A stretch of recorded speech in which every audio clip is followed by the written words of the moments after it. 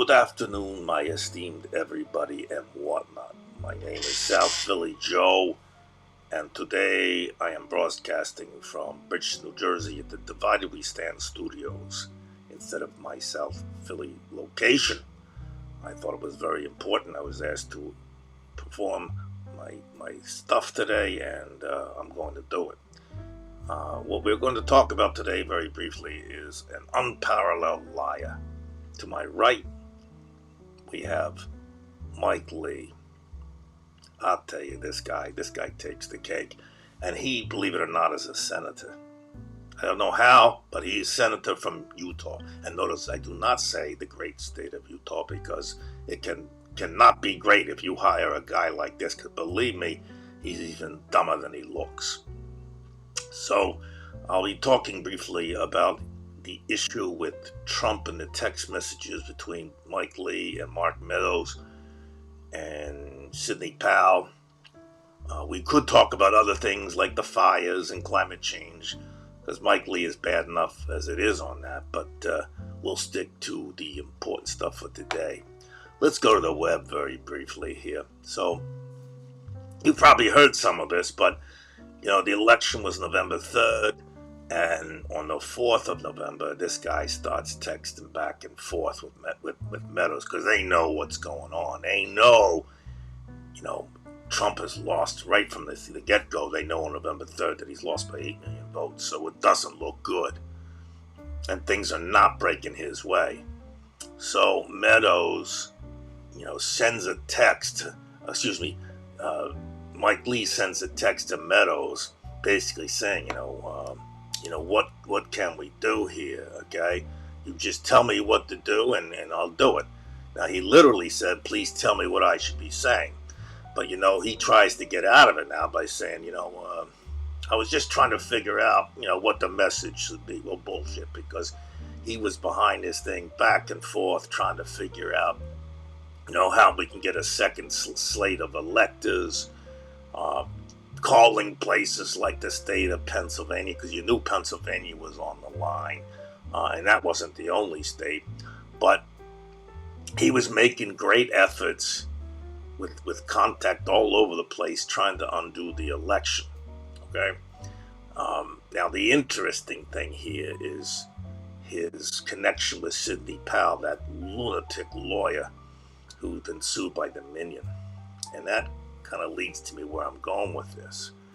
And that is, it was looking bad for Sidney Powell, and it still is, because she doesn't have the facts. There's nothing on those voting machines that appears illegal. So she's making claims about Dominion in those machines. And now, obviously, Mike Lee knows it could cost him some money, because he starts playing that Sidney Powell game. His ass is going to be sued too, and he's going to lose. And there's nothing more that a Republican doesn't want to lose is his money. Okay? So he was contacting, like I say, Meadows from November 4th, which is the day after the election, because again, he knows where this thing's going. He just doesn't know how to get around this thing. But the idea is they're trying to get a second slate of electors, which they know is illegal, but he's just squirming to try to figure something out. He's willing to go the 9 yards. But things start falling apart because of Sidney Powell. He realizes it's getting crazy. And then he realizes she's got nothing. Even she knows she's got nothing, and starts saying shit later like I was, only doing this because of this or that. But she knew what she was doing. She was accusing Dominion of something that did not happen. And she still may lose her ass on that.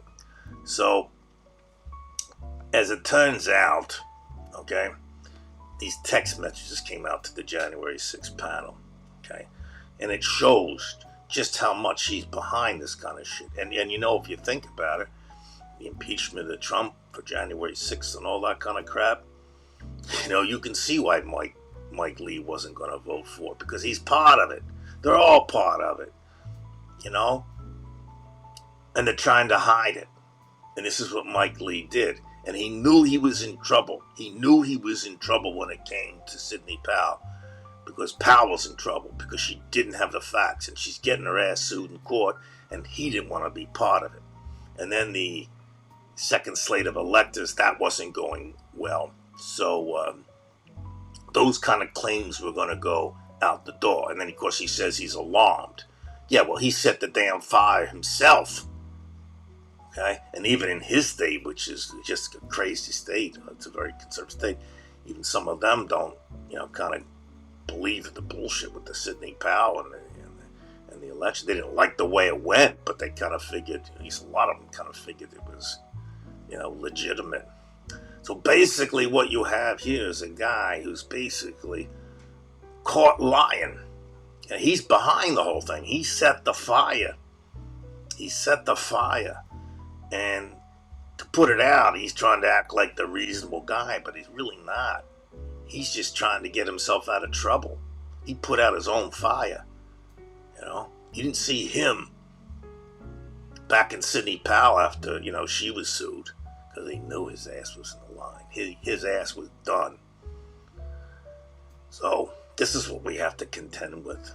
And like I said, this guy is bad on other levels. He doesn't believe in climate change. He probably knows it's real, but he's not going to do a damn thing about it.